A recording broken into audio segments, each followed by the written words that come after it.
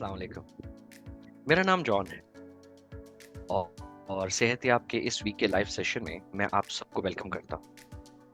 हमारा आज का टॉपिक बच्चों की मेंटल डेवलपमेंट यानी बच्चों की जहनी नशोनुमा पर है और इस टॉपिक पर बात करने के लिए आज हमने हमारी child psychologist Mrs Misba Naushin को इनवाइट किया है। अस्सलाम वालेकुम एंड वेलकम मैम, कैसी हैं आप? वालेकुम सलाम। मैं ठीक हूँ, आप कैसे हैं? अल्हम्दुलिल्लाह मैम। अच्छा तो मैम, पहली बात तो ये कि आपका बहुत शुक्रिया हमें अपना कीमती वक्त देने का। सबसे पहले मैं आपसे रिक्वेस्ट करूंगा कि आप ऑडियंस को अपना एक मुख्तसर सा तारुफ करवा दें। थैंक यू जॉन, और थैंक यू सेहतयाब के आपने ये प्लेटफॉर्म प्रोवाइड किया कि जिसके थ्रू थोड़ा से हम ना लोगों में अवेयरनेस दे सकते हैं बच्चों से रिलेटेड मसाइल से मुतल्लिक। अच्छा, मेरा नाम मिसबा नशीन है और तकरीबन 12 साल से ऑलमोस्ट मैं ना as a child psychologist different जो है जगहों पे जो है as a child psychologist practice कर रही हूँ। ठीक है, बेनज़ीर भुट्टो हॉस्पिटल में भी मैंने काम किया 3-4 साल, और बाकी प्राइवेट जो है क्लिनिक्स में भी कुछ काम किया, और अभी पिछले 2 साल से मैं सेहतयाब के साथ भी अटैच हूँ।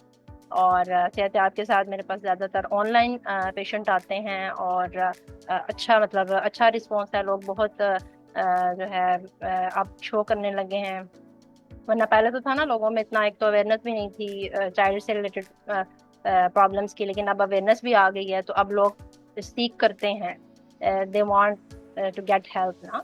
सो इंटरनेशनल पेशेंट्स भी आते हैं हमारे पास, और नेशनल पेशेंट्स भी आते हैं, और कंप्लायंस भी लोगों की अच्छी है।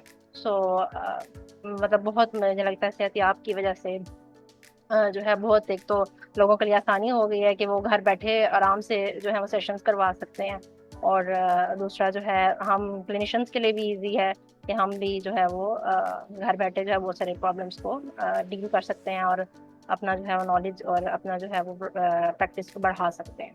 जी। Thank you ma'am. हमने सेहतयाब के सोशल मीडिया पेज पर इस सेशन से रिलेटेड क्वेश्चंस भी पूछी थी, जिसके आंसर्स आज हम मैम से लेंगे। तो मैं रिक्वेस्ट करूंगा अपनी ऑडियंस से कि जवाबात के लिए हमारे साथ इस लाइव सेशन में ज्वाइन रहिए। मैम, मैं रिक्वेस्ट करूंगा मैम आपसे कि चिल्ड्रन मेंटल डेवलपमेंट के बारे में, यानी बच्चों के जहनी नशोनुमा के बारे में थोड़ा एक्सप्लेन कर दें कि डेवलपमेंट की क्या स्टेजेस होती हैं और 5 साल तक के बच्चों के वालिदैन को किन चीज़ों का ख्याल रखना चाहिए। जी। जी, डेवलपमेंट तो जैसे ना एक ब्रॉड टर्म है, ठीक है, उसमें फिजिकल डेवलपमेंट भी आ जाती है, ओवरऑल डेवलपमेंट भी, और ये development through out the life चलती रहती है। एक लाइफ स्पैन जो है ना, एक चीज है कि आप में एक बच्चा होता है, वो फिर जवानी को पहुंचता है, फिर बूढ़ा होता है, ठीक है। तो अभी जो हम स्पेसिफिकली बात कर रहे हैं वो हम साइकोलॉजिकल या मेंटल डेवलपमेंट की बात कर रहे हैं, और उसमें जो है ज्यादा जो एरियाज कवर होंगे वो emotional development, social development, communication, play skills हो गई, डोमेस्टिक इंटरपर्सनल रिलेशनशिप, ठीक है, इस तरह की ना इन एरियाज की जो डेवलपमेंट है हम उसके बारे में ज़्यादातर, मॉरल डेवलपमेंट, इन एरियाज के बारे में हम ज़्यादा बात करेंगे, ठीक है। और इसमें जो है हम उसमें भी अर्ली जो चाइल्डहुड डेवलपमेंट है, यानी कि 5 साल से पहले की जो डेवलपमेंट है उस पर बात करेंगे, क्योंकि ये 5 ईयर्स तक की जो डेवलपमेंट है वो उसको कहा जाता है कि वो एक आप समझ लें एक कॉर्नर स्टोन होता है कि बाद में बच्चे की जो पर्सनालिटी डेवलपमेंट होती है वो इसी की बेस पे बनती है, ठीक है। तो ये बेसिक्स है। सो हमारा जो फोकस है वो अर्ली चाइल्डहुड डेवलपमेंट पे होगा, और इसमें हम यही है कि अर्ली चाइल्डहुड डेवलपमेंट क्या है कि बच्चा जो है वो एक 5 ईयर से पहले तक जो उससे एक्सपेक्ट की जाती हैं स्किल्स और जो माइलस्टोन्स वो अचीव कर लेता है, तो हम उसको कहते हैं कि वो ही इज अप्रोप्रिएटली डेवलपिंग, या इसकी जो डेवलपमेंट है वो नॉर्मल चल रही है, कि वो अपनी एक्सपेक्टेड एज से जो है वो माइलस्टोन और स्किल्स को वो अचीव कर रहा है, ठीक है। अगर उसमें प्रॉब्लम्स होती है, उसमें कोई डिले होता है या कोई डिसऑर्डर आता है, तो वहां पे ना डेवलपमेंट में प्रॉब्लम्स आने शुरू होते हैं, और फिर जो है उसको जो है वो डील किया जाता है डिफरेंट, हर एक जो है प्रॉब्लम को उसके लिहाज से डील किया जाता है। सो वैसे जो ओवरऑल जो डेवलपमेंटल माइलस्टोन्स हैं उसका मैं थोड़ा सा बता दूं कि वो होते क्या हैं। जैसे कि बच्चा सबसे पहले किस एज में हंसना शुरू करता है, बाय बाय किस एज में कहता है, और प्ले कब उसका जो है स्टार्ट होता है, ठीक है। सो ये इनको हम डेवलपमेंटल माइलस्टोन, हमारी जुबान में उसको डेवलपमेंटल माइलस्टोन्स कहते हैं। बैठना कब शुरू करता है, चलना कब शुरू करता है, ठीक है। तो ये सब जो है ना, इनको हम डेवलपमेंटल माइलस्टोन्स कहते हैं, ठीक है। सो इंशाल्लाह इसके बारे में, इसमें होने वाले प्रॉब्लम्स और इनके इन डेवलपमेंटल माइलस्टोन्स को के लिए जो है बेहतर इन्वायरमेंट पेरेंट्स कैसे प्रोवाइड कर सकते हैं, उस पर हम थोड़ी सी ना बात करेंगे। और कुछ क्वेश्चंस हैं अगर आपके इससे रिलेटेड, तो आप लोग अभी लाइव सेशन में भी मेरे से पूछ सकते हैं, और इंशाल्लाह जोन से भी होंगे कुछ सवाल, तो वहाँ उनको भी हम इंशाल्लाह डील करेंगे। जी मैम, आपका बहुत शुक्रिया इस टॉपिक को डिटेल में एक्सप्लेन करने के लिए। आइए मैम, सवालात की तरफ चलते हैं। हमारे पास क्वेश्चंस आना शुरू हो गए हैं। हमसे पहला सवाल किया जा रहा है कि 5 साल तक के बच्चों के लिए ज़हनी नशो-नुमा में कौन-कौन से अहम मराहिल होते हैं? जी। जी, जैसे मैंने भी पहले भी जब स्टार्ट किया तो टॉपिक यही बताया कि जहनी जो नशोनुमा है उसमें ज़्यादातर communication, socialisation, emotional development, moral development, और फिजिकल में ग्रॉस और फाइन मोटर को हम ज़्यादा हमारे जो साइकोलॉजिकली जो है हम ज़्यादा उसको डील करते हैं। ग्रॉस से मुराद जो है हमारा चलना फिरना, भागना दौड़ना, और फाइन मोटर स्किल से जैसे जो है चीज़ों को उठाना, हाथों से, हाथों की जो मूवमेंट्स है ना, लिखना, ड्राइंग करना, कटिंग करना, ठीक है, ये फाइन मोटर स्किल्स में आ जाता है। तो 5 साल तक के जो है बच्चे, उसके हर एक जैसे अब जो बच्चे की जो होगी डेवलपमेंट, उसमें भी थोड़ा सा फर्क होगा, एक तो इंडिविजुअल डिफरेंसेस आ जाते हैं, ठीक है। बाकी ये यही जो 4 एरियाज है ना, इन्हीं को 5 साल तक के जो बच्चे हैं उनमें यही इन 4 एरियाज को ही कैटर किया जाता है, ठीक है। ये यानी कि मेन ब्रॉड एरियाज है। बाकी जो है प्ले स्किल्स, डोमेस्टिक, इंटरपर्सनल, वो जो है ना आप समझ लें कि सब साइड या सब एरियाज आ जाते हैं, ठीक है। सो मेन जो 4 एरियाज हैं डेवलपमेंट के, वो 5 साल तक के, वो हम इन एरियाज को, इन 4 एरियाज को फोकस करते हैं, ठीक है। कम्युनिकेशन, और इनके बारे में थोड़ा थोड़ा सा मैं बता देती हूँ कि कम्युनिकेशन में जो है स्पीच आ गई, उसमें रिसेप्टिव स्पीच है, यानी कि स्पीच की जो अंडरस्टैंडिंग और एक्सप्रेसिव स्पीच कि वो किस तरह से डेवलप होगी। फिर इसी तरह जो है हमारा फिजिकल, जैसे मैंने भी बता दिया, growth and fine motor skills आ गई उसमें। और हमारी सोशल डेवलपमेंट में कि वो किस तरह से लोगों के साथ इंटरेक्ट करना उसको बच्चा सीखेगा, बच्चों के साथ किस तरह इंटरेक्ट करेगा, उसकी प्ले स्किल्स किस तरह से डेवलप होगी, ठीक है। और इमोशनल डेवलपमेंट में उसको जो इमोशंस हैं उनकी अंडरस्टैंडिंग बच्चे को खुद कितनी होगी, और दूसरों के अंदर जो है वो इमोशंस की अंडरस्टैंडिंग किस एज में आएगी, और किस एज में एक्सपेक्ट किया जाएगा कि वो दूसरों के इमोशंस को समझेगा और अपने इमोशंस को समझेगा और उनको लेबल करेगा। तो ये ब्रीफली सा मैंने इनको चारों एरियाज को ना किया कि यहाँ 5 years में हम ज्यादातर इन 4 एरियाज पे फोकस करते हैं एज ए प्रोफेशनल। जी thank you very much ma'am, इन सारे मराहिल को सही तरीके से एक्सप्लेन करने के लिए। मैम, आगे चलते हैं। हमारे पास सेकंड क्वेश्चन आया है कि अगर बच्चा चलने, बैठने या बोलने जैसे मराहिल वक्त पर पूरा नहीं कर रहा, तो पेरेंट्स को क्या करना चाहिए? जी। जी ये चीज़ बहुत इम्पोर्टेंट है, क्योंकि अक्सर पेरेंट्स को इस चीज़ का आइडिया नहीं होता कि अगर डेवलपमेंटल माइलस्टोन यानी कि चलना फिरना बोलना लेट है तो इससे कोई मसले हो सकते हैं। वो हमारे ना सोसाइटी में कहते हैं कि नॉर्मल है, ये थोड़ा सा हो सकता है कि बाकी की निस्बत लेट जो है ना करे।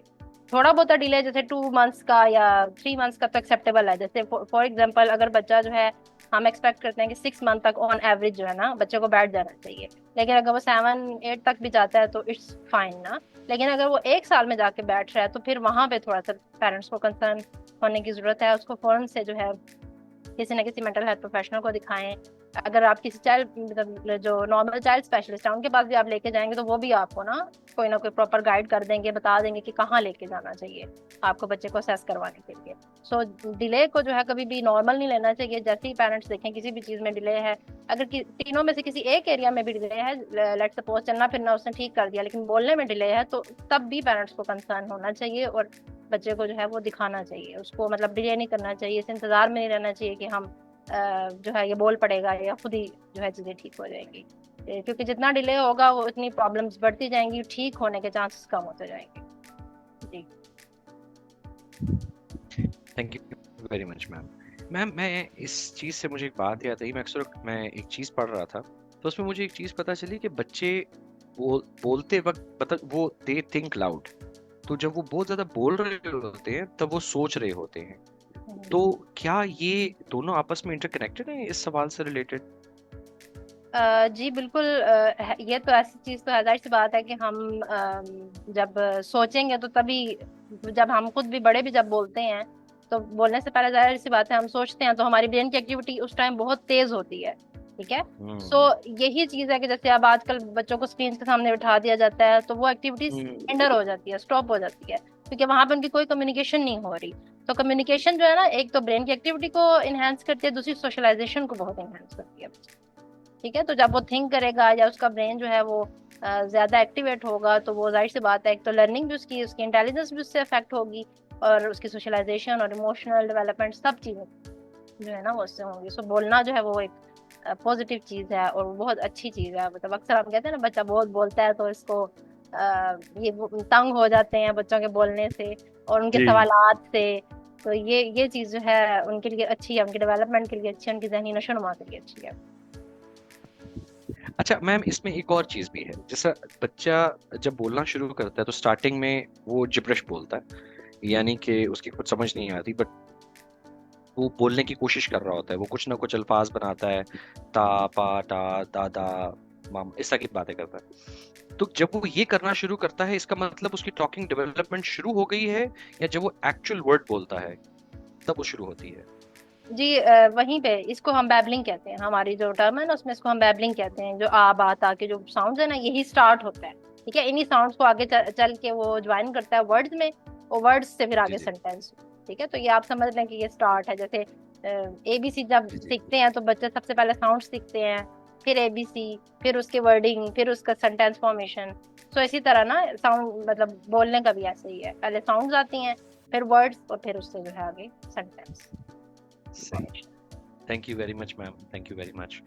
मैम आगे चलते, और हाँ, हमारे पास थर्ड क्वेश्चन भी आ गया है। हमसे पूछा जा रहा है मैम कि कौन सी अलामात हैं जो ये जाहिर करती हैं कि बच्चे की जहनी नशोनुमा सही नहीं हो रही?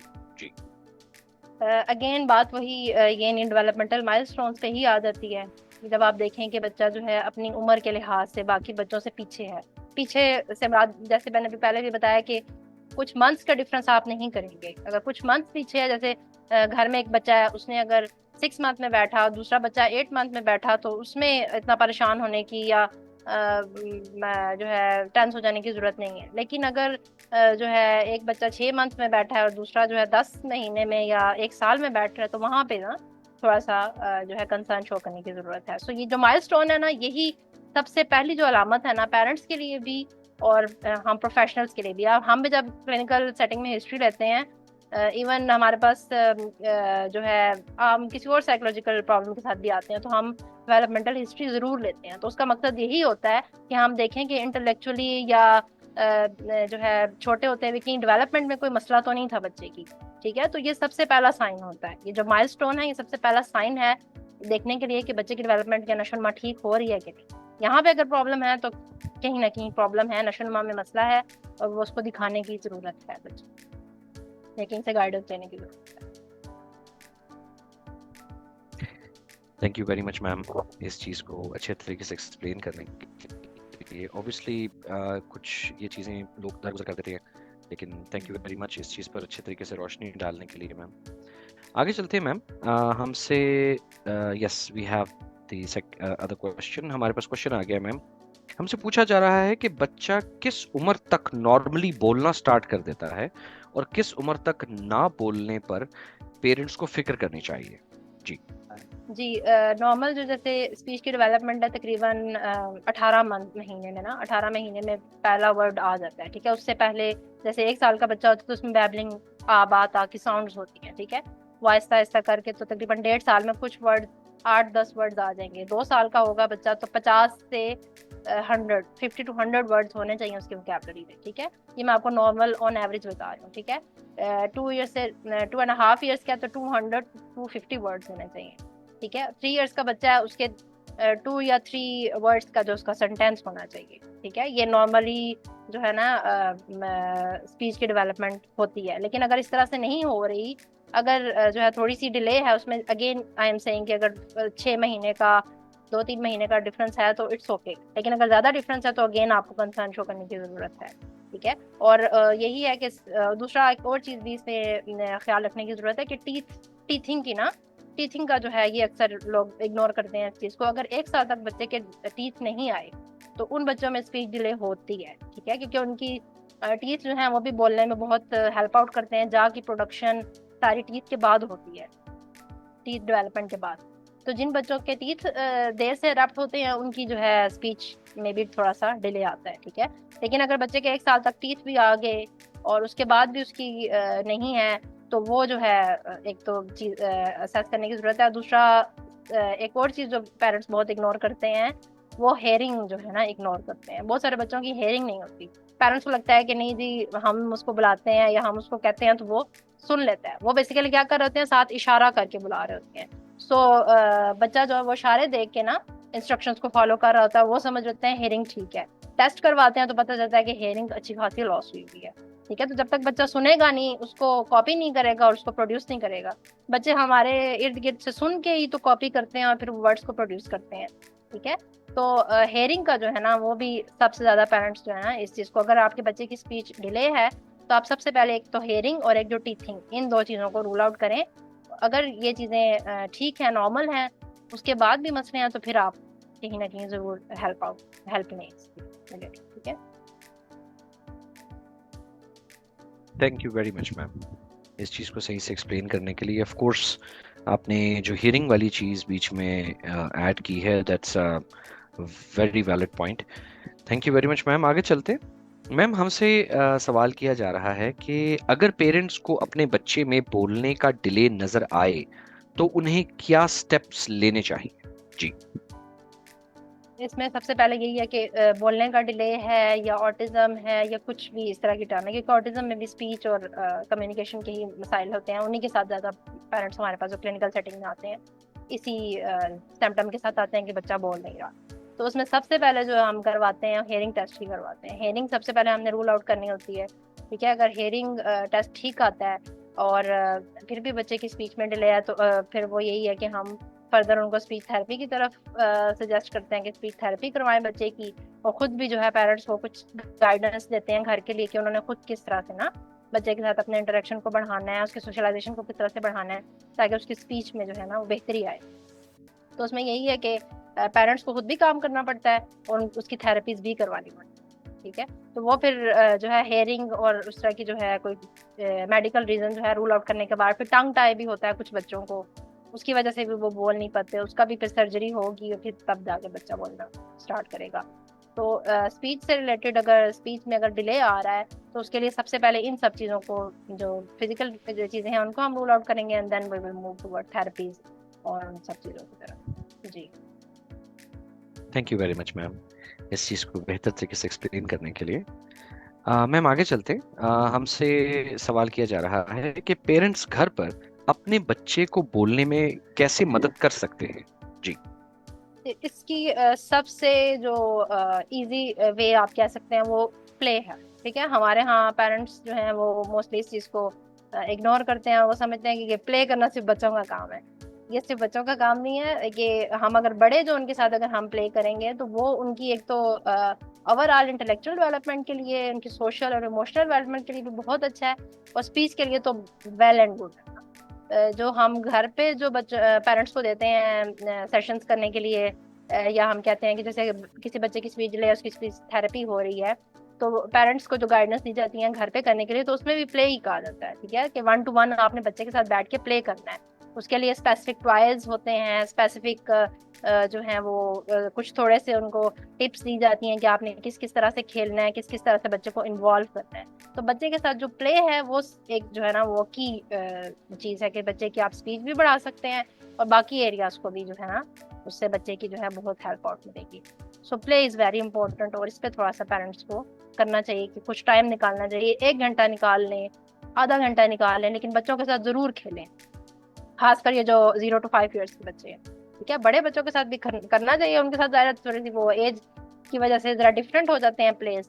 0 to 5 के साथ जो है वो टॉयज वाला, मतलब टॉयज के साथ खेलना कैसे है, उनके मतलब जैसे इमेजिनेटिव प्ले होते हैं, वो तो बच्चे खुद से नहीं कर सकते ना। वो अगर कोई बड़ा बैठ के करवाएगा तो वो बड़ा मतलब एक तो अच्छे से करेंगे बच्चे और उससे क्रिएटिविटी और इंटेलिजेंस पे बहुत अच्छा जो है ना बच्चे की इफेक्ट आएगा। और कम्युनिकेशन ऑफ कोर्स वो उससे भी बहुत स्पीच और कम्युनिकेशन बहुत इम्प्रूव हो।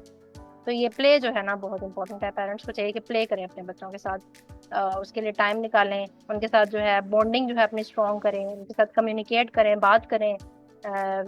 और प्ले से ये सब चीजें जो है ना खुद ब खुद डेवलप होने लगती हैं। बच्चों को ट्रस्ट आने लगता है पेरेंट्स पे जब वो टाइम देते हैं उनको, तो वो फिर खुद भी बताना शुरू कर देते हैं, अपनी चीजें शेयर करने लगते हैं चीजें। तो ये प्ले बहुत इंपॉर्टेंट है, तो प्ले जो है वो जरूरी है पेरेंट्स। जी। Thank you very much ma'am, इस चीज़ को सही बताने के लिए। वाकई में इस चीज़ को बहुत ही ज़्यादा जो है वो सीरियसली नहीं लिया जाता। Thank you very much ma'am. आगे चलते हैं मैम। हमसे सवाल किया जा रहा है कि बच्चों की ज़हनी नशोनुमा के हवाले से फैमिली हिस्ट्री क्यों ज़रूरी होती है? जी। जी, ये एक इम्पोर्टेंट क्वेश्चन है, क्योंकि फैमिली हिस्ट्री और मेडिकल हिस्ट्री की अवेयरनेस हमारे माशरे में इतनी नहीं है। मेरे पास एक केस था, उसमें ये था कि उनकी कज़न मैरिज थी, दोनों हस्बैंड एंड वाइफ की, और उनके जो बच्चे थे, उनके जो 4 बेटे थे और 4 बेटियां थी। बेटियां चारों ठीक थी, लेकिन चारों जो बेटे थे उन चारों को मेंटली रिटार्डेड थे। ठीक है। सो उनकी जब हिस्ट्री ली तो पता चला कि इंटर मैरिजेस बहुत ज्यादा, मतलब फैमिली में मैरिजेस सालों से चली आ रही हैं, तो आउट ऑफ फैमिली तो मैरिज करनी ही है ना। इस तरह की हिस्ट्री थी, और उनकी फैमिली में और भी बहुत सारे लोगों के साथ ये वाला इशू चल रहा था। ठीक है। तो जेनेटिक्स का जो रोल है ना, उसको तो लोग बिल्कुल जो है ना वो इग्नोर करते हैं, खासकर मेंटल रिटार्डेशन के केस में। डाउन सिंड्रोम हो गया, फ्रेजाइल एक्स सिंड्रोम हो गया, ये जेनेटिक डिसऑर्डर्स हैं। और इसमें अगर आप फैमिली मैरिजेस और फैमिली हिस्ट्री को ओवरसी मतलब उसको अगर आप नहीं करेंगे, निग्लेक्ट करेंगे, तो उसका फिर जाहिर सी बात है आने वाली जो पूरी नस्ल है उस पर अफेक्ट होगा। और अभी भी हम, अगर हमारे पास क्लिनिकल सेटिंग में लोग आते हैं, हम उनको कहते हैं, अब उस फैमिली को हमने ये बात काउंसल की कि अगर अब आप अपनी बच्चियों की शादियां out of family, because they are career, सारी जो बच्चियां हैं वो कैरियर हैं, अगर उनकी दोबारा आप शादियां करेंगे फैमिली में, तो अगेन उनकी जो आगे से बच्चे होंगे उनको भी इस तरह के मसले होंगे। लेकिन अगर आप आउट ऑफ फैमिली करेंगे तो फिर नहीं होंगे। लेकिन बट दे सेड के नहीं, हमारा तो सालों से ये सब चला आ रहा है, हम अभी भी यही, हम ये नहीं कर सकते ना, हम इस चीज को नहीं रोक सकते। तो ये जो है ना हमारी सोसाइटी की बहुत बड़ी प्रॉब्लम है।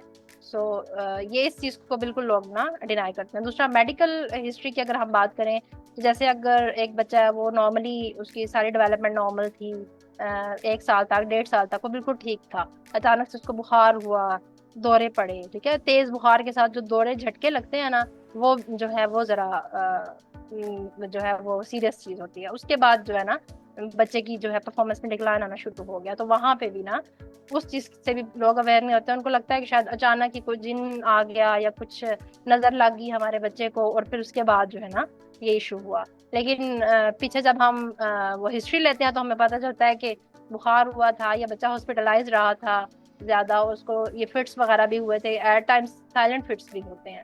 ठीक है। तो उन केसेस में फिर ईईजी और इस तरह की चीजें भी रिकमेंड की जाती हैं। तो ये मेडिकल जो हिस्ट्री है और जो फैमिली हिस्ट्री है, इसको बहुत ज्यादा इग्नोर किया जाता है। हालांकि ये दोनों चीजें चाइल्ड डेवलपमेंट में बहुत जरूरी हैं। ठीक है। बहुत सारे जो ये डेवलपमेंटल डिसऑर्डर्स हैं, जैसे जैसे मैंने मेंटल रिटार्डेशन की बात की है, down syndrome, fragile x syndrome, ये सब डेवलपमेंटल डिसऑर्डर्स है ना, ये तो बच्चे में शुरू से चले आ रहे हैं, और इसके पीछे जीन्स हैं सब, और मेडिकल जो है कुछ कॉजेज भी हैं। तो इनको जो है समझना, या इनको जो है अवेयर होना, इससे पेरेंट्स का बहुत जरूरी है, जो छोटे बच्चे हैं खासकर, ताकि अगर बुखार हो या इस तरह की कोई कंडीशन हो तो फौरन से मेडिकल हेल्प सीख करें, और बुखार जो है वो इतना ना बढ़ने दें कि झटके हो या इन चीज़ों तक नौबत आए, क्योंकि उससे फिर पूरी लाइफ बच्चे के इफेक्ट हो जाती है। तो ये जो है जरूरी है। नहीं, बिल्कुल मैम, बिल्कुल सही कह रही हैं आप। एंड इस बात से बहुत सी कंफ्यूजन्स लोगों की दूर होंगी, और लोग बेहतर तरीके से थोड़ा ब्रॉडली होकर सोच पाएंगे। Thank you very much ma'am. आगे चलते हैं मैम। हमसे ये this is one of my favourite questions. ज्यादा स्क्रीन टाइम छोटे बच्चों की जहनी नशोनुमा को कैसे मुतासर करता है? सब बिग। हम्म। जी जी आजकल मैम। जी आजकल के जो है दौर में तो ये सबसे अहम क्वेश्चन है। जी आजकल के जो हालात है उसमें, और हमारे पास जो ज्यादातर आते हैं, खासकर जो ऑटिज्म के अब केसेस में एकदम से जो राइज आया है, वो उसमें पीछे ज्यादातर कॉज ये स्क्रीन का ही है। उसमें अगर 3 साल से पहले अगर आप बच्चे को एक्सेसिव स्क्रीन देते हैं तो उसको ऑटिज्म तक हो सकता है। मतलब एक ऑटिज्म डेवलपमेंटल डिले है, उसमें कम्युनिकेशन, सोशलाइजेशन और जो है रेपिटेटिव या रिचुअलिस्टिक बिहेवियर्स हो जाते हैं बच्चे के डेवलप। तो वर्चुअल ऑटिज्म की टर्म हम बेसिकली इसके लिए यूज करते हैं कि बच्चा पहले बिल्कुल ठीक था, नॉर्मल थी डेवलपमेंट, और एकदम से ना उसकी स्क्रीन टाइम ये बहुत ज्यादा राइज पे हुआ कोरोना के दौर में, जब लोगों की सोशलाइजेशन एक तो कम हो गई थी, स्क्रीन्स का इस्तेमाल ज्यादा था, बच्चे भी घरों घरों में, बड़े भी घरों में, हर वक्त मोबाइल टीवी ऑन। तो वहां पे ना उस एरा में बहुत ज्यादा हुआ, लेकिन अभी भी लोग करते हैं। मैं मतलब हम अपने इर्द गिर्द देखते हैं कि हम कहीं बाहर होटल में जाते हैं या बाहर भी कहीं जाते हैं, पार्क्स में भी जाते हैं, तो बच्चों ने मोबाइल, किसी ना किसी ने मोबाइल या टैब तो जरूर ही उठाया हुआ होता है। सो एक्सेसिव जो स्क्रीन टाइम है वो ना सिर्फ डेवलपमेंट पे अफेक्ट करता है, इसके अलावा जो बच्चों की जो है एनजाइटी जो है बहुत ज्यादा हो रही है बच्चों को, सोशल एनजाइटी, गुस्सा बहुत करते हैं, हाइपर एक्टिविटी बहुत ज्यादा है, नॉर्मली भी जो है ना बच्चे ज्यादा स्क्रीन देखते हैं। तो जो स्क्रीन का टाइम है वो जितना हो सके पेरेंट्स को लिमिट करना चाहिए। 3 साल से पहले तो हम रिकमेंड नहीं करते कि आप स्क्रीन दें बच्चे को, 3 साल से पहले तो बिल्कुल इंट्रोड्यूस ही ना करवाएं, ठीक है। 3 साल के बाद भी हम रिकमेंड करते हैं कि 2 आवर्स का टाइम हो, और वो भी ब्रेक्स के साथ, 15 मिनट्स की ब्रेक के साथ। मतलब 15 मिनट के लिए आपने दिया, फिर कहीं और बच्चे को एंगेज कर दिया, फिर 15 मिनट्स लेके। तो हमारा ये होता है कि माएँ जरा तंग हो जाती हैं कि बच्चा जो है हमें तंग करेगा, हमें घर के काम नहीं करने देगा, बर्तन तोड़ेगा, या हमारे जो है वो सब्जी खराब कर देगा। तो इट्स बेटर कि वो बर्तन तोड़े और सब्जी खराब करे, और क्योंकि वो जो है उसकी डेवलपमेंट के लिए वो चीजें अच्छी हैं, ना कि टीवी के आगे बैठा रहे और बिल्कुल वो ना, बिल्कुल एक किस्म का वो अपने आप को बॉक्स में कैद कर ले। ठीक है, तो ये जो है ना स्क्रीन टाइम जो है बहुत सिर्फ छोटे बच्चों के लिए नहीं है, मैं बड़े बच्चों के लिए भी कहूंगी। हमारे पास एडोलेसेंस एज के बहुत बच्चे आ रहे हैं, और जब हम उनकी हिस्ट्री लेते हैं 14 ईयर्स, 13 ईयर्स, 14 ईयर्स के बच्चे, तो उनका यही है कि उनकी बस स्कूल से वापस आए और पूरा पूरा दिन उनका मोबाइल या लैपटॉप में ही गुजर रहा है। ठीक है, और वो क्या देख रहे हैं पेरेंट्स को ये भी नहीं पता। ठीक है, सो ये जो है ना ये बड़ी तशवीश की बात है पेरेंट्स के लिए। तो यहाँ इस चीज को ना लिमिट करने की जरूरत है। पेरेंट्स डरते हैं कि हम इनको कम करेंगे तो हमारे बच्चे जो गुस्सा करेंगे, सो इट्स मतलब वो ब्लैकमेल हो जाते हैं इस चीज से। सो ये जो है इस चीज को लिमिट करने की और खत्म करने की जरूरत है ये, क्योंकि इससे जो है ना आगे जो आने वाली हमारी नस्ल है वो बहुत अफेक्ट होगी स्क्रीन के एक्सेसिव इस्तेमाल से। Thank you very much ma'am. Ma'am मैं आपसे ना एक रिक्वेस्ट करना चाहूँगा कि हर हर सवाल जो आपसे पूछा जाएगा ना मैम, उसको ना सेपरेटली उसको एंटरटेन करें, ताकि जिन्होंने जब ज्वाइन किया है इस प्रोग्राम में, इस लाइव स्ट्रीम में, वो भी जवाबात से मतलब फ़ायदा हासिल कर सकें। ठीक है मैम? ठीक है, ठीक है। Thank you very much ma'am. चलिए मैम आगे चलते हैं। और यस, लेट मी सी जी। मैम हमारे पास नेक्स्ट क्वेश्चन आ गया है। हमसे पूछा जा रहा है कि वर्चुअल ऑटिज्म क्या है और ये स्क्रीन टाइम से कैसे होता है। जी जी जैसे भी इससे पहले जो है स्क्रीन टाइम से रिलेटेड ही बात थी, तो उसमें भी थोड़ा सा मैंने बताया कि वर्चुअल ऑटिज्म जो है हमारे पास आजकल बहुत ज़्यादा इसके केसेस आ रहे हैं, और कोरोना के दौर में इसका सबसे ज़्यादा जो है वो राइज हुआ, क्योंकि उस वक्त सोशलाइजेशन भी कम थी और स्क्रीन का इस्तेमाल भी ज़्यादा था। अभी भी अगर आप बच्चे को देते हैं मतलब 3 साल से पहले, यानी कि 1 साल का हुआ बच्चा, और आपने उसको सारा दिन अगर आप उसको टीवी के आगे बिठा दें और उसकी कोई एक्टिविटी ना हो, ना वो खेले, ना वो मतलब शरारतें करे, ना वो चीज़ें तोड़े, तो वो अल्टीमेटली इसी तरफ ही चला जाएगा। तो इस तरह के मतलब मेरे पास क्लिनिकल सेटिंग में बहुत सारे इस तरह के केसेस आए हैं कि बच्चा बिल्कुल ठीक था 1 डेढ़ साल तक, उसकी मतलब बाकी फिजिकली वो बिल्कुल ठीक था, चलना उसने बिल्कुल ठीक शुरू किया, बैठना उसने बिल्कुल ठीक शुरू किया, और बोलता भी, कुछ वर्ड्स उसने बोलने भी शुरू किए, लेकिन फिर एकदम से ना बोलना जो है वो खत्म हो गया। तो जब हम हिस्ट्री लेते हैं तो पता चलता है कि सिर्फ बोलना ही नहीं, सोशलाइजेशन भी इफेक्ट है बच्चे की, उसका आई कांटेक्ट भी नहीं है, उसकी जो है वो बाकी दूसरे बच्चों के साथ खेलना भी नहीं है, अगर खेल हैं भी तो रेपिटेटिव से खेल हैं, बिहेवियर्स हैं, रेपिटेटिव बिहेवियर्स हैं।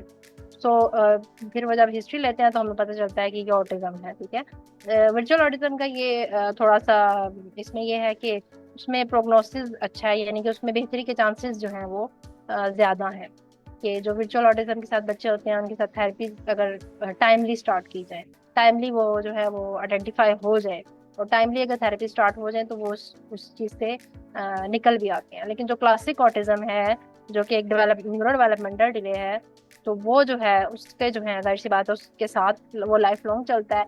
उसमें यही है कि हम मैनेज कर सकते हैं उसको, वो बिल्कुल उससे बच्चा हम कहते हैं कि निकल नहीं सकता।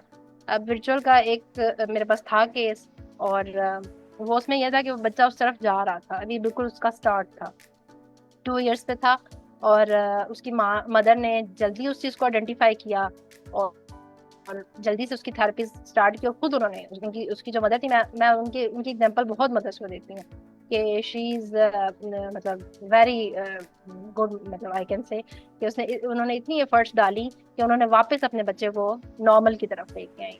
Now is going in normal school, और उसकी कम्युनिकेशन बिल्कुल अच्छी है। अभी भी मेरा उनके साथ कांटेक्ट रहता है। व्हेन ही वाज 2 तो उस वक्त हमारी बात स्टार्ट हुई थी, और इसी तरह ऑनलाइन किसी फॉरम के थ्रू उन्होंने मुझे देखा, मुझे अप्रोच किया। और फिर जब हमारी बात हुई तो मैंने उनको यही बताया कि आप शायद इसको स्क्रीन टाइम ज्यादा दें। लेकिन वो बात ये है कि उन्होंने आइडेंटिफाई जल्दी कर लिया, उन्होंने उस चीज को फोन से ओवरकम किया, मोबाइल टीवी उन्होंने घर से हटा दिए, बिल्कुल टैग करके रख दिए, और बच्चे के लिए उन्होंने ना बिल्कुल वो चीजें खत्म कर दी। तो तब वो जो है वो चीजें ओवरकम हुई। सो वर्चुअल का प्रोग्नोसिस अच्छा है, लेकिन बात वही है कि ये होता बहुत जा रहा है। और फिर वो आइडेंटिफाई भी होना, पेरेंट्स को पता ही नहीं होता, कितने कितने साल गुजर जाते हैं, पेरेंट्स को पता ही नहीं चलता। दे थिंक कि ठीक हो हम्म। जाएगा, वैसे ही हो गया। ठीक है। सो ये है वर्चुअल ऑटिज्म के बारे में थोड़ा सा डीप सा introduction. Thank you very much ma'am. And I hope के लोगों को बहुत बेहतर तरीके से वर्चुअल ऑटिज्म अब समझ में आ जाएगा। एंड मैम आगे चलते हैं। हमारे पास सेकंड अभी हमारे पास एक और क्वेश्चन यस आ गया है। हमसे पूछा जा रहा है कि छोटे बच्चों में सोशल एंजाइटी, गुस्से गुस्से के मसाइल और हाइपर एक्टिविटी की क्या वजूहात हो सकती है? जी। जी 5 साल से कम उम्र के बच्चों की जैसे हम बात कर रहे हैं, तो अगर हम 5 साल से कम उम्र के बच्चों में अगर ये चीजें कहते हैं, तो मोस्टली जैसे मैंने कहा कि कुछ एज के ना रिक्वायरमेंट्स होती हैं या एक्सपेक्टेशंस होती हैं, तो कुछ एजेस में ये चीजें होना नॉर्मल है। जैसे कुछ एज 7 इयर्स तक कहा जाता है कि एनजाइटी होती है बच्चों को, ठीक है। सोशल एनजाइटी भी होगी, किसी मेहमान के सामने जाते वो शर्माएंगे, एकदम से वो जो है इंटरेक्ट नहीं करेंगे किसी से, शायनेस और इस तरह की चीजें होंगी, किसी सोशल गैदरिंग में जाने से अवॉइड करेंगे। लेकिन बात वही है कि अगर ये सब चीजें एनजाइटी या गुस्सा या हाइपर एक्टिविटी इतनी है कि वो इजीली मैनेजेबल है, तो वो जाहिर सी बात है, उसको हम डिसऑर्डर या प्रॉब्लम कंसिडर नहीं करते। लेकिन वो इतनी ज्यादा है अगर 5 ईयर से पहले कि वो मैनेज नहीं हो पा रही, और वो चाइल्ड के जो है मल्टीपल एरियाज को अफेक्ट कर रही है, उसकी जो है नॉर्मल स्कूलिंग को अफेक्ट कर रही है, घर का जो माहौल है उसको अफेक्ट कर रही है, उसकी डे टू डे लाइफ को अफेक्ट कर रही है, तो फिर हम कहेंगे कि उसके लिए हेल्प लेनी चाहिए। अदरवाइज जो है ये जो प्रॉब्लम्स हैं सर्टेन एज में वो नॉर्मल कंसिडर किए जाते हैं। गुस्से की जैसे बात होगी तो टेम्पर टेंट्रम्स होते हैं बच्चों को ऑलमोस्ट 3 इयर्स तक, 2 या 3 इयर्स के बीच में ये हाई पे पीक पे होते हैं, उसमें बच्चा रोता रहेगा घंटा घंटा, वो पेरेंट्स कहेंगे मारेंगे उसको, और फिर वो ना डांटना और वो डराना, वो इस तरह से ना कि ताकि वो रोना बंद कर दे। लेकिन वो यही होता है कि वो नॉर्मली बच्चे की इमोशनल डेवलपमेंट हो रही होती है, इसकी वजह से ना वो उसको अपनी सैडनेस का, अपनी हैप्पीनेस का वो उसको एक्सप्रेस नहीं कर पा रहा होता, तो वो रो के ही ना उन चीजों को एक्सप्रेस कर रहा होता है। सो सर्टन एज पे ये जो बिहेवियर्स हैं वो नॉर्मल हैं, और अगर एज से ज्यादा है तो वो हम कहेंगे कि वो अब नॉर्मल है, या अगर वो बहुत ज्यादा अफेक्ट कर रहे हैं लाइफ को, तो फिर हम कहेंगे कि उनके लिए जो है वो हेल्प लेनी चाहिए। और उनकी वजूहात जो है वो फिर अगेन बहुत सारी वजूहात है, इन्वायरमेंट का भी असर होता है, माहौल का भी असर होता है, आपकी घर की इन्वायरमेंट किस तरह की है, बच्चों की इंटरेक्शन किस तरह की है, बच्चों के साथ इंटरेक्शन है या अकेले रहते हैं या फिर ज्वाइंट फैमिली में रहते हैं। तो ये बहुत सारे फैक्टर्स है ना, इन्वायरमेंटल फैक्टर्स भी हैं, मेडिकल फैक्टर्स भी हैं, और अपने जैसे पेरेंट्स से भी कुछ बहुत सारे टेम्परामेंट्स जो हैं बच्चे लेते हैं इनहेरिटेड। जैसे बहुत सारी मदर्स कहते हैं कि इसका अब्बू बहुत गुस्सा करता है। सो द थिंग इसकी बहुत सारी ना चीजें पेरेंट्स से भी तो वो बच्चे लेते हैं। सो वो हिस्ट्री हम लेते हैं, तो उसी में फिर हम ये डिटेल से हर एक चीज को केटर करते हैं। जी thank you very much ma'am. Ma'am इस बात से आपके इस आंसर से मुझे एक बात याद आई कि एक दफ़ा एक हमारी बुजुर्ग हैं, मेरी पुप्पो लगती हैं, उन्होंने मुझे एक दफ़ा बड़ी अच्छी बात की, कहती है कि जब बच्चा जिद करता है ना, तो अक्सर औकात हम असल में जिद कर रहे होते हैं और बच्चा अपनी जिद कर रहा होता है। तो बच्चा हमारी जिद को देखकर ही जिद करना सीखता है ज्यादातर, ऐसा कि ही। नहीं बेटा आपने ये नहीं करना, नहीं आपने ये नहीं करना। हालांकि उस चीज को अगर थोड़ा सा चेंज करके दे दिया जाए तो वही आपकी बात बिल्कुल ठीक है कि वो जब पेरेंट्स को देखता है कि जी इसके जो फादर हैं वो बहुत गुस्सा करते हैं, तो बच्चे के लिए भी एक वो लर्निंग पॉइंट होता है कि हाँ जी, गुस्सा करना इज अ नॉर्मल थिंग, ठीक है ना। तो फिर वो वही चीज करता है।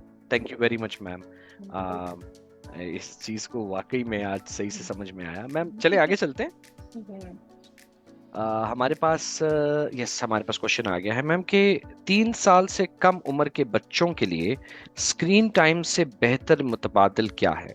वेरी गुड क्वेश्चन मैम जी। इंगेज करने के लिए देखें बहुत सारी चीजें हैं, लेकिन बात वही है कि पेरेंट्स करना चाहें तो ठीक है। सो हमें स्क्रीन जो है वो बेहतर या आसान हल लगता है, तो हम बस को लगा के और खुद ना आज़ाद हो जाते हैं हर एक चीज़ से। लेकिन अगर आप करना चाहें तो बहुत सारी अपॉर्चुनिटीज हैं जो आप जो है बच्चों के साथ कर सकते हैं। जैसे मैंने भी बताया कि प्ले आप कर सकते हैं, ठीक है। 1 घंटे का, आधे घंटे का टाइम निकाले, बच्चों के साथ प्ले करें। फिर अगर आप डे टू डे काम कर रहे हैं उसमें बच्चों को साथ लगाएं, ठीक है, साथ उनको रखें, साथ साथ रखें, उसको छोटे छोटे कामों में इन्वॉल्व करें, ठीक है। फिर उसके बाद 3 इयर्स तक का बच्चा है तो उसको आप कलरिंग और कटिंग, पेस्टिंग, सॉर्टिंग, इस तरह की गेम्स भी करवा सकते हैं, ठीक है। फिजिकल गेम्स उसके लिए अच्छी हैं, फुटबॉल, क्रिकेट। पार्क अगर आपके एरिया में कहीं है तो वहां आप लेके जा सकते हैं, नहीं है तो वैसे वॉक पे ले जाएं, ठीक है, बच्चे को। फिर उसके बाद जो है नेचर से जितना हो सके बच्चों को करीब रखें, खासकर इस एज में। और और दूसरा लोगों में जितना हो सके रखें। जितना वो लोगों में रहेगा तो उसकी जो है वो इंटेलेक्चुअल डेवलपमेंट पे भी बहुत अच्छा असर पड़ेगा, सोशलाइजेशन पे भी। सो ये थोड़ी सी चीज़ें हैं आप कर सकते हैं। और बाकी आजकल आई थिंक सो कि इंटरनेट पे इतना सारी चीज़ें हैं, अगर आप गूगल पे या यूट्यूब पे डालते हैं तो आपको वीडियोस और हज़ारों तरह का मटेरियल मिल जाता है कि आप किस तरह से ना बच्चों को डिफरेंट एक्टिविटीज़ में इंगेज कर सकते हैं, ठीक है। सो आप इस तरह की एक्टिविटीज़ में ऑनलाइन किसी क्लासेस में लगा लें। अगर आप खुद कहीं भेज नहीं सकते तो ऑनलाइन किसी क्लासेस में लगा लें, खुद कुछ इस तरह की चीज़ें सीख लें कि आप जो बच्चों के साथ कर सकें, जिससे आप उनके टाइम को प्रोडक्टिव बना सकें। जी thank you very much ma'am.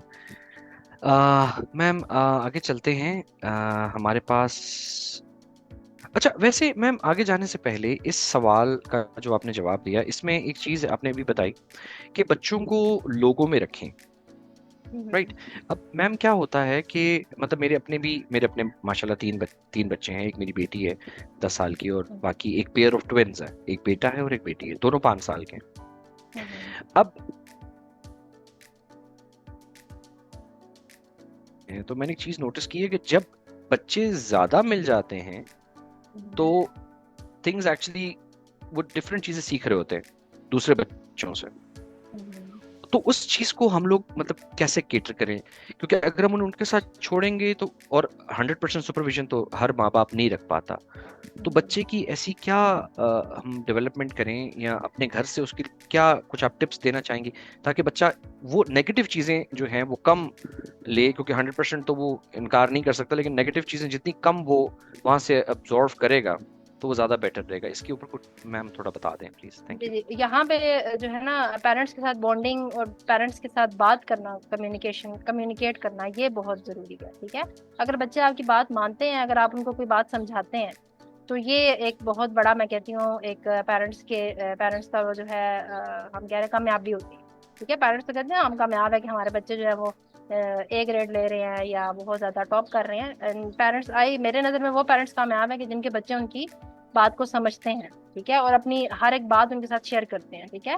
सो अगर कोई इस तरह का वो नेगेटिव बिहेवियर सीखते हैं तो हमारे यहाँ तो ये होता है ना कि हम मतलब डांटने लगते हैं बच्चे को, गुस्सा करते हैं कि तुमने ये मतलब क्या सीखा, और आइंदा उस बच्चे के साथ तुमने नहीं बैठना। लेकिन हम इस चीज को देखिए कंट्रोल नहीं कर सकते, ठीक है। अगर आज हमने इस बच्चे के साथ इसको स्टॉप कर दिया, कल को वो स्कूल में जाएगा, यूनिवर्सिटी में जाएगा, कॉलेज में जाएगा, हजार तरह के वो नेगेटिव बिहेवियर से, इनअप्रोप्रिएट बिहेवियर से एक्सपोज होगा, ठीक है। सो अगर आपकी बच्चे के साथ बॉन्डिंग अच्छी है और आपसे और आप उससे हर एक चीज शेयर करते हो, तो वो जो है वो चीज जो है ना उसको फर्दर जो है ना किसी भी तरफ गलत रास्ते की तरफ या गलत जो है ना आदत को अपनाने से रोकेगी, ठीक है। तो आप अगर कोई भी बच्चा इस तरह की कोई आदत किसी दूसरे बच्चे में देख के अडॉप्ट करता है तो आप उसे बैठ के बताओ कि अगर आप ये आदत करोगे तो इसके आपकी जो है आपकी जिंदगी में क्या क्या इसके इफेक्ट्स आएंगे और हमारे ऊपर क्या क्या इफेक्ट्स आएंगे। इसके फ्लॉज क्या हैं, और अगर आप ये आदत अडॉप्ट करते हो तो इसके जो है वो बेनिफिट्स क्या क्या है। ठीक है, सो अगर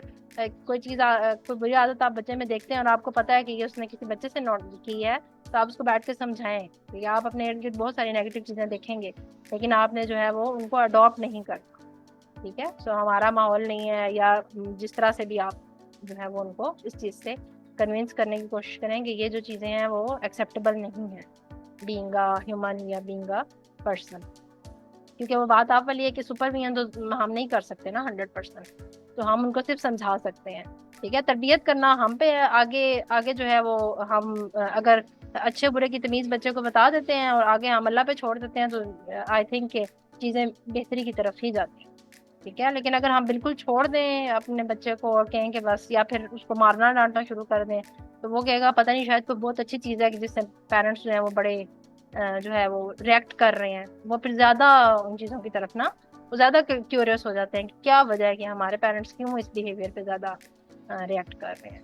तो उनको समझाएं, और ज्यादा रिएक्ट करने की बजाय इट्स वो मतलब टाइम लर्निंग का टाइम होता है, उस टाइम आप बैठ के उस बिहेवियर के ड्रॉबैक्स के बारे में बताएं कि अगर आप ये करेंगे तो उससे आपकी अपनी ज़ात को ये नुकसान।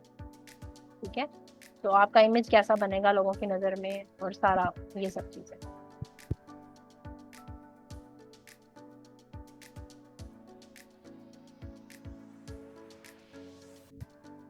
Exactly. Ma'am, thank you very much. यह है कि चाइल्ड साइकोलॉजिस्ट बच्चे की जहनी नशोनुमा की तशखीस और बेहतरी में क्या किरदार अदा कर सकते हैं? जी।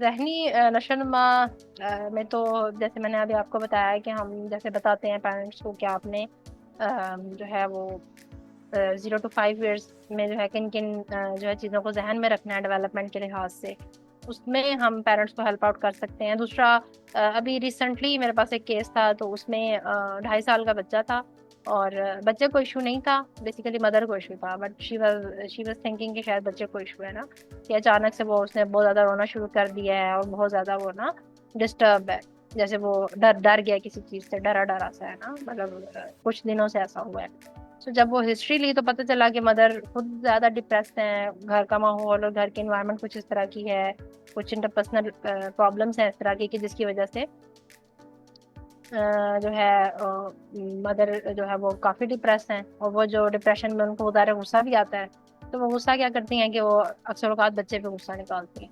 तो वो बच्चे के एकदम से ना पेरेंट्स का रवैया जब बदलता है तो वो भी बड़ा एक ट्रोमेटिक होता है। तो वो फिर जब वो मेरे साथ बात हुई तो मैंने उनको बताया कि बच्चे में कोई इशू नहीं है, कि आपको अपनी थेरेपी करवाने की जरूरत है। सो इस तरह के केसेस में हम as a child psychologist development हम बता सकते हैं कि बहुत सारी चीज़ें जो हैं जो बच्चों के डेवलपमेंट में वो नॉर्मल है। ठीक है, आप उनके बारे में जो है वो ज़्यादा कंसर्न ना हो, और क्या क्या चीज़ें हैं जो एब नॉर्मल हैं कि जिनके लिए आपको कंसर्न होना है। तो चाइल्ड साइकोलॉजिस्ट इस डेवलपमेंट में इस चीज़ में बहुत ज़्यादा हेल्प आउट कर सकते हैं। फिर डेवलपमेंट रिलेटेड जो डिसऑर्डर्स हैं उनको असेस करने में हेल्प आउट कर सकते हैं, जिसमें ऑटिज्म है, एडीएचडी है, मेंटल रिटार्डेशन है, डेवलपमेंटल डिलेज हैं। ये मैं इनको नाम बता रही हूँ, बाकी इनके बारे में डिटेल्स जो हैं वो फिर इंशाल्लाह फिर किसी दिन हम इन सब के बारे में डिटेल में बात करेंगे। तो ये जो सब जो डिसऑर्डर है उनकी तशखीस के लिए हेल्प आउट कर सकते हैं। ठीक है, और इनको मैनेज कैसे करना है, पेरेंट्स ने कैसे करना है, और खुद वो थोड़े से टिप्स आपको बता सकते हैं, गाइड कर सकते हैं।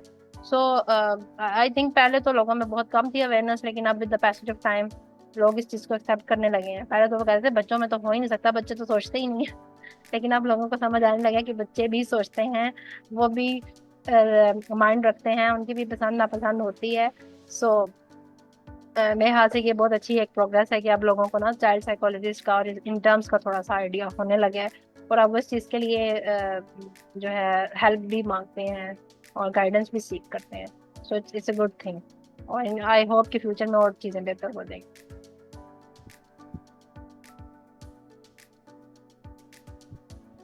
Thank you very much ma'am.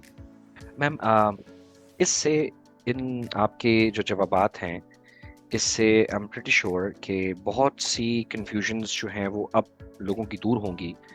About, क्योंकि अक्सर औकात मैं भी लोगों को देखता हूँ अवेयरनेस ना होने की वजह से और उनकी वैसे अपनी नेग्लिजेंस की वजह से वो लोग समझते हैं कि बच्चे को उसकी नशोनुमा के लिए साइकोलॉजिस्ट के पास या मेंटल हेल्थ प्रोफेशनल के पास क्यों लेकर जाएं, माँ ही सब कुछ कर सकती है। तो आज आपकी इस एक्सप्लेनेशन से और इस आंसर से बहुत से लोगों की जो है वो कंफ्यूजन्स दूर होंगी। Thank you very much ma'am. आगे चलते हैं। हमारे पास सवाल आ रहा है कि पेरेंट्स को घर पर बच्चे की जहनी नशोनुमा के लिए किस तरह का माहौल बनाना चाहिए। जी। जी इसमें यह है कि माहौल तो देखें बहुत ज़रूरी है। जहाँ पे बच्चा रह रहा है, जहाँ पे वो परवरिश पा रहा है, जहाँ पे वो नर्चर हो रहा है, तो माहौल का जाहिर सी बात है बहुत असर होता है डेवलपमेंट पे। नेचर और नर्चर दोनों पार्ट प्ले करते हैं किसी भी बच्चे की डेवलपमेंट में। सो अगर माहौल जो है वो नर्चरिंग होगा, सपोर्टिंग होगा, स्टिमुलेटिंग होगा, कि जिसमें पेरेंट्स जो हैं वो मतलब हंसी खुशी रह रहे हैं, कोई उनके लड़ाई झगड़े नहीं है। देखिए हस्बैंड वाइफ रहते हैं जहाँ पे भी लड़ाई झगड़े होते हैं, ठीक है, ऐसा नहीं हो सकता कि किसी भी रिलेशनशिप में कभी भी ऐसा ना हो कि लड़ाई झगड़ा ही ना हुआ हो, ठीक है। सो वो किस तरह से अपने बच्चों के सामने उन चीज़ों को नहीं लेके आते, उनको एक अपनी जो है अपने तक महदूद रखते हैं, ये चीज़ बड़ी इंपॉर्टेंट है। तो अगर वो बच्चों के सामने उन चीज़ों को नहीं लेके आते, अपने जो जो है प्रॉब्लम्स हैं या अपने अगर रिलेशनशिप की कोई इश्यूज हैं तो वो खुद से सॉर्ट आउट करते हैं, तो ये जो चीज़ें हैं जाहिर सी बात है वो पॉजिटिव एक एनवायरनमेंट बच्चे के लिए क्रिएट करेंगे। अगर घर में कोई लड़ाई झगड़े नहीं है, घर का माहौल अच्छा है, पॉजिटिव है, पेरेंट्स पॉजिटिव सोचते हैं, उनकी अपनी सोच कैसी है, अगर वो पॉजिटिव हैं तो ऑब्वियसली इस चीज़ का सब इस माहौल का जो है बच्चों पे पॉजिटिव ही असर होगा। सो पेरेंट्स जो हैं उनको माहौल पॉजिटिव बनाने के लिए यही है कि लड़ाई झगड़े डिस्कॉर्ड्स को बच्चों के सामने ना डिस्कस करें, जितना हो सके उनके सामने अवॉइड करें, क्योंकि ज़ाहिर है इंसान अगर रहते हैं तो वहाँ पे लड़ाई झगड़े भी होते हैं, ठीक है। अपने गुस्से को बच्चों के सामने शो ना करें कि बच्चे जो हैं वो क्या कहते हैं कि पेरेंट्स को को ऑब्जर्व करके ज़्यादा सीखते हैं। They learn by watching their parents. मतलब देख बोलने से ज़्यादा उनकी यानी कि जो है उनके लेक्चर से ज़्यादा उनके जो है वो बिहेवियर से अफेक्ट होते हैं। सो अगर आप अपने बिहेवियर्स बच्चों के साथ ठीक रखेंगे, हर एक बच्चे को प्रॉपर जो है वो अटेंशन देंगे, ऐसा नहीं कि किसी को ज़्यादा किसी को कम, या जो है आपस में हस्बैंड वाइफ अपने रिलेशनशिप अच्छे रखेंगे, तो ये एक पॉजिटिव माहौल होगा और उसमें फिर जाहिर सी बात है बच्चे की नशोनुमा भी पॉजिटिव होगी। और अगर लड़ाई झगड़े होंगे और खुदा ना खास्ता कोई सिंगल पेरेंट है, डिवोर्स के साथ है या इस तरह की सिचुएशन है, तो ऑब्वियसली उन चीज़ों का असर कहीं ना कहीं बच्चे की नशोनुमा पे ज़रूर पड़ेगा। तो ये चीज़ें जो है वो अफेक्ट करती हैं, माहौल जो है वो बहुत अफेक्ट करता है।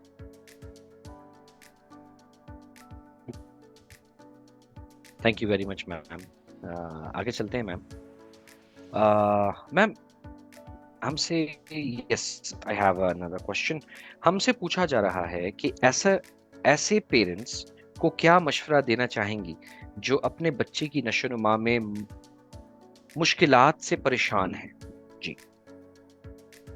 जी अगर उनको लगता है कि पेरेंट्स के कोई नशोनुमा में कोई मसले हैं, कोई बिहेवियर में मसले हैं, कोई बच्चे की जो है वो किसी भी तरह के कोई इश्यूज हैं, तो अगर आप खुद से डील नहीं कर सकते तो इट्स बेटर कि आप किसी प्रोफेशनल की हेल्प लें, ठीक है। प्रोफेशनल में कोई मेंटल हेल्थ प्रोफेशनल भी हो सकता है। अगर आप सेटिस्फाइड नहीं होते तो आप सिंपल किसी चाइल्ड स्पेशलिस्ट के पास ले जाए, ठीक है। तो वो आपको एटलीस्ट ये असेस करके बता देगा कि अगर तो उसका एरिया हुआ तो ऑब्वियसली वो डील करेगा, नहीं हुआ तो वो आपको यकीनन किसी साइकोलॉजिस्ट के पास, किसी साइकेट्रिस्ट के पास, किसी न्यूरो वाले के पास या किसी के पास भी रेफर कर देगा, ठीक है। सो चाइल्ड स्पेशलिस्ट जो होते हैं बेसिकली इसीलिए होते हैं कि वो रेफर आपको प्रॉपरली कर देते हैं। हेयरिंग का इशू है तो वहाँ भेज देंगे, कोई और मसला है तो वहाँ भेज देंगे, ठीक है। कोई अगर डेवलपमेंट से रिलेटेड जहाँ पे साइकोलॉजिस्ट की जरूरत है वो मसला है तो वो आपको वहाँ भेज देंगे, ठीक है। सो सबसे पहले अगर तो चाइल्ड साइकोलॉजिस्ट आपके एरिया में अवेलेबल नहीं है, या वैसे भी कोई साइकोलॉजिस्ट अवेलेबल नहीं है, क्योंकि अवेलेबिलिटी के थोड़ा सा इशू है हमारी कंट्री में, लोगों को पता नहीं होता कि हम कहाँ जाएं, किससे जो है हेल्प लें, ठीक है। सो उस केस में आप ये कर सकते हैं कि आप सिंपल आप चाइल्ड साइकोलॉजिस्ट के पास जाएं, वो आपकी रहनुमाई कर देंगे कि आप किस तरह से जो है वो कर सकते हैं। आजकल जैसे सोशल मीडिया का दौर है तो आप सेहत याब का फॉरम है, इसके थ्रू भी है आप हेल्प ले सकते हैं घर बैठे, विदाउट इस डर से कि हम स्टिग्मेटाइज हो जाएंगे या हमारे बच्चे स्टिग्मेटाइज हो जाएंगे। तो उस फियर, वो जो फियर है वो भी जो है इस ऑनलाइन जो है कंसल्टेशन से वो ओवरकम हो जाता है। सो ये भी आप जो है इसको भी आप अवेयर कर सकते हैं इस जी। Thank you very much ma'am. Ma'am आगे चलते हैं। हमसे हमारे पास एक और सवाल आ गया है कि मेरी मतलब मेरा बेटा 3 इयर्स का है, जस्ट रिपीटेड वर्ड बोलता है, न्यू की ट्राई करता है बट नहीं बोल पाता। Is it normal? जी। ठीक है, 3 इयर्स में जैसे मैंने भी आपको बताया था कि बच्चे के तकरीबन 250 to 200 वर्ड्स होने चाहिए, ठीक है। और 3 इयर्स में तो ऑलमोस्ट तकरीबन थोड़े से सेंटेंस, 2 to 3 वर्ड्स का सेंटेंस भी बच्चे मोस्टली बना लेते हैं, ठीक है। अगर रेपिटिशन है और प्रॉपरली सेंटेंस फॉर्मेशन नहीं है और जो है स्पीच के साथ और भी कोई इश्यूज हैं, फिर तो आपको ऑब्वियसली फ़ौरन से दिखाने की ज़रूरत है, ठीक है। और रेपिटेशन जो है वो 3 इयर्स में जो है इतनी मतलब नॉर्मल नहीं होती। लेकिन अगर उस रेपिटेशन के साथ बाकी उसकी स्पीच ठीक है, बाकी उसका इंटरेक्शन ठीक है, वो बच्चों के साथ प्रॉपरली प्ले कर रहा है, बाकी बोल रहा है, कुछ वर्ड्स बीच में रिपीट कर रहा है, सो इट्स नॉर्मल थिंग, ठीक है। With the passage of time ठीक हो जाएगा, सही। लेकिन अगर स्पीच भी कम है, जैसे अभी तो उन्होंने सिर्फ यही बताया ना, अब हमें नहीं पता उस बच्चे की स्पीच कितनी है, कोई सेंटेंस बना लेता है या कितने वर्ड्स बोल लेता है, हमें नहीं पता, हमें सिर्फ ये पता है कि रिपीट करता है वर्ड्स। सो अगर तो वर्ड्स कम हैं, वोकेबलरी भी कम है और स्पीच भी कम है, तो फिर आप इट्स बेटर कि आप उसको एक दफ़ा ना किसी को दिखा लें, उसको असेस करवा लें, ठीक है, ताकि आपका कोई भी क्वेरी है वो हल हो जाए।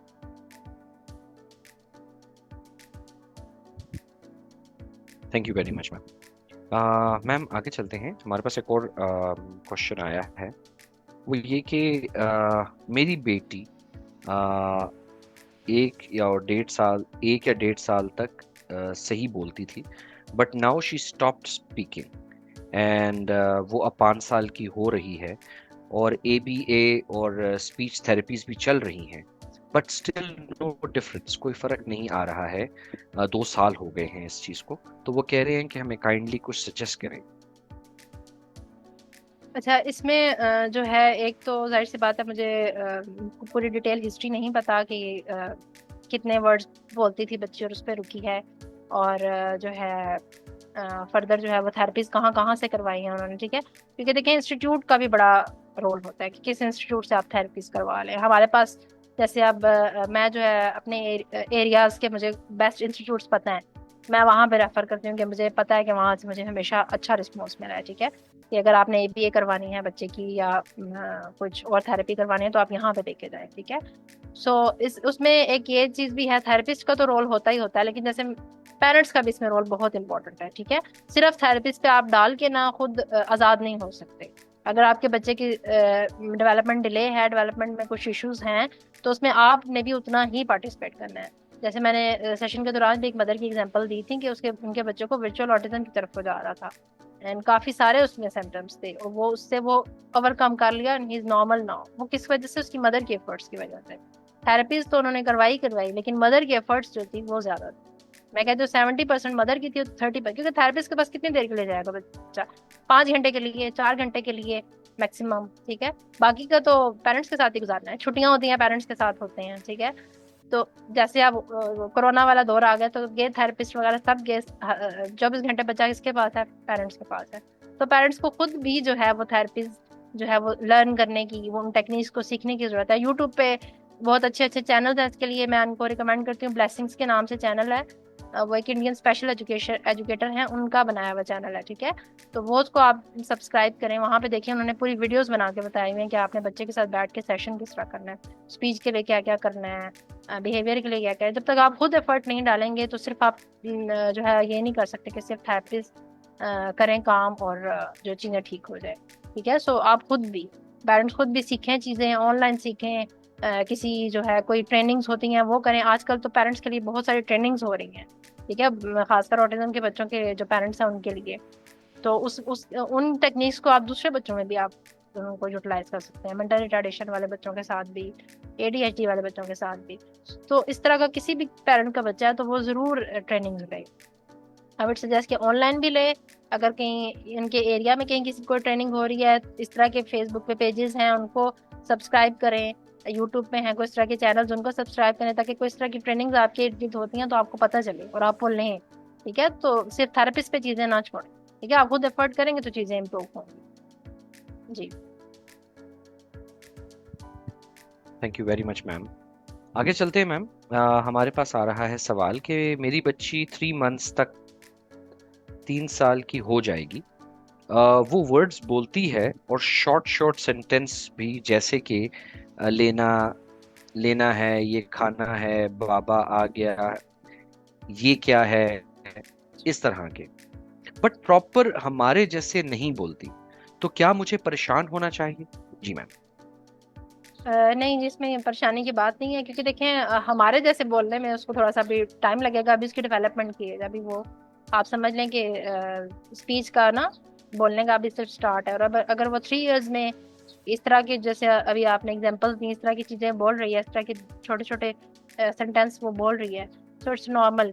और जो स्पीच की क्लैरिटी है वो with the passage of time आ जाती है। ठीक है, बच्चों में अगर बहुत ज्यादा हो कि वो समझ में ना आ रही हो, किसी दूसरे को समझने में मुश्किल हो रही हो, तो फिर उसके लिए होता है कि कुछ हम एक्सरसाइजेस वगैरह बताते हैं। Otherwise it's normal thing. और जैसे ही वो बड़ी होगी तो उसकी जाहिर सी बात है इंटेलिजेंस भी बढ़ेगी। ठीक है, तो उसको अंडरस्टैंडिंग भी उसकी बढ़ेगी चीज़ों की। और फिर वो आपको और ज़्यादा देखेगी बातें करते हुए, कॉपी करेगी, और फिर वो उसकी जो है स्पीच बेहतर हो जाएगी। अभी 3 साल के बच्चे से आप एक्सपेक्ट नहीं कर सकते कि वो आपके जैसे बोलने लगे। ठीक है, 3 इयर्स अभी बड़ी, मतलब आप इनिशियल सी एज है। ठीक है, तो अच्छा नॉर्मल थिंग, परेशान होने की बिल्कुल कोई बात नहीं है। जी मैम, थैंक यू मैम। आगे चलते हैं, let's see what do we have here. Ma'am, I think हमने ज्यादातर सवालात कवर कर लिए हैं।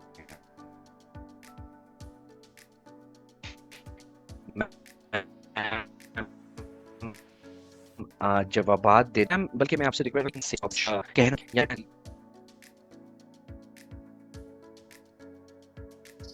सॉरी, आपकी आवाज़ बीच में जो है वो चली गई थी। Can you repeat it? Ma'am, ma'am बस ये कह रहा था कि हमने ज़्यादातर सवालात के जो है ना वो जवाबात कवर कर लिए हैं। और मैम, मैं आपका शुक्रिया अदा कर रहा था कि आपने जो है वो सवालात को बड़े अच्छे तरीके से हमें एक्सप्लेन किया है। तो मैं ये असल में आपसे रिक्वेस्ट कर रहा था कि क्या आप अगर ऑडियंस को इस टॉपिक पर मज़ीद कुछ कहना चाहेंगी या कोई टिप्स देना चाहेंगी, कोई ऐसी जो कि नॉर्मली लोग घर में यूज़ कर सकें? जी। जी, टिप्स यही है कि आप कोशिश करें कि अपने बच्चों के साथ जितना हो सके टाइम स्पेंड करें, उनके साथ खेलें। ठीक है, और स्क्रीन से जितना हो सके उनको दूर रखें, लोगों में रखें। ठीक है, सोशलाइजेशन उनकी बढ़ाएं, क्योंकि सोशलाइजेशन का असर सिर्फ सोशल स्किल्स पे नहीं होता। जैसे मैंने बताया कि एक एरिया जो है ना मल्टीपल एरियाज को एट अ टाइम टारगेट कर रहा होता है।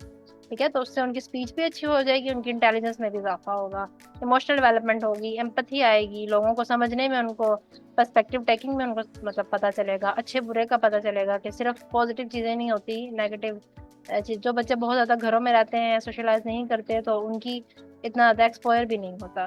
सो कोशिश करें कि बच्चों को जितना हो सके सोशलाइज करें, उनकी प्ले स्किल्स बढ़ाएं, उनका अपने साथ, उनको जो है अपने साथ बॉन्डिंग उनकी अच्छी रखें, क्योंकि ये जो अर्ली ईयर्स हैं ये बड़े मतलब इम्पोर्टेंट है। अगर इन अर्ली ईयर्स में आप उनके साथ खेलते हैं, उनके साथ बातें करते हैं, तो यहीं से ना स्टार्ट होता है बॉन्डिंग का। ये ईयर्स होते हैं। फिर आगे चल के जब खासकर एडोलेसेंस की एज में प्रॉब्लम्स आते हैं, तो वहाँ पे फिर जिन पेरेंट्स की बॉन्डिंग अच्छी होती है, वहाँ पे चल के वो इजीली उस एज को ना ओवरकम कर लेते हैं। जहाँ पे पेरेंट्स की बॉन्डिंग इस मतलब अर्ली ईयर्स में डेवलप नहीं हुई होती, वो आगे चल के बड़े फिर ना एडोलेसेंस एज में खासकर उनको बड़े प्रॉब्लम्स फेस करने पड़ते हैं। तो वो फिर उनके लिए हैंडल करना मुश्किल हो जाता है, क्योंकि शुरू से तो आपने कभी मतलब बच्चे को ना टाइम दिया, ना उसके साथ बॉन्डिंग आपने कोई बनाई, ना उसको इस चीज़ का आदी किया कि वो आपके साथ मतलब हेजिटेंट ना हो कुछ शेयर करने पे। तो अब आप एकदम से कैसे एक्सपेक्ट कर रहे हैं कि अब वो सब कुछ करने लगे? तो ये चीज़ें शुरू से करनी पड़ती हैं। ठीक है, सो अर्ली जो डेवलपमेंट है, आप समझ लें कि वो जो 5 इयर्स हैं उसमें आप बीज बोते हैं और उसका जो पौधा है वो फिर आगे जाके लगता है। तो आप उस बीज के लिए जितनी फेवरेबल एनवायरनमेंट क्रिएट करेंगे तो उतना ही अच्छा पौधा बन के निकलेगा। ठीक है, सो उसकी मिट्टी जितनी अच्छी होगी, उसकी जो है माहौल जितना अच्छा होगा। तो ये जो है सारा जो आप समझ रहे हैं ना 0 to 5 इयर्स का जो एरा है, ये बड़ा इंपॉर्टेंट है। और दूसरा, हम चाइल्ड डेवलपमेंट पे इंशाल्लाह आगे जो है कुछ रखेंगे, ट्रेनिंग्स भी रख रहे हैं। सो आई वुड सजेस्ट के पेरेंट्स जो हैं वो उन ट्रेनिंग्स को ज्वाइन करें, उनको समझने में मदद मिलेगी कि वो जो अर्ली ईयर्स हैं उनमें किन किन चीज़ों का उनको ख्याल रखने की ज़रूरत है, और कौन कौन सी चीज़ें हैं कि जिससे वो बच्चों को जो है वो बाउंड्री सेटिंग या इनअप्रोप्रिएट बिहेवियर्स से जो है वो रोक सकते हैं। इनके मारने और डांटने के अलावा आप क्या तरीके यूज कर सकते हैं कि जिससे आपके बच्चे के ना, जिनको आप बैड बिहेवियर्स कहते हैं, वो कंट्रोल हो जाए। ठीक है, सो उस ट्रेनिंग में हम इंशाल्लाह हम सब चीज़ों को कवर करेंगे। सो जो पेरेंट्स लेना चाहें तो वो ट्रेनिंग ज़रूर लें, उनको बहुत सारी चीज़ों को समझने में इंशाल्लाह मदद मिलेगी। तो इंशाल्लाह जी। जी ma'am, thank you very much ma'am. एक बार फिर थैंक यू वेरी मच कि आपकी सबसे पहले तो ये एडवाइस के लिए और डिटेल्स आंसर्स के लिए, और मैं हमारी ऑडियंस का भी लाइव सेशन को ज्वाइन करने का बहुत शुक्रिया अदा करता हूँ, और उम्मीद है कि आपके तमाम सवालात के जवाबात कवर हो गए होंगे।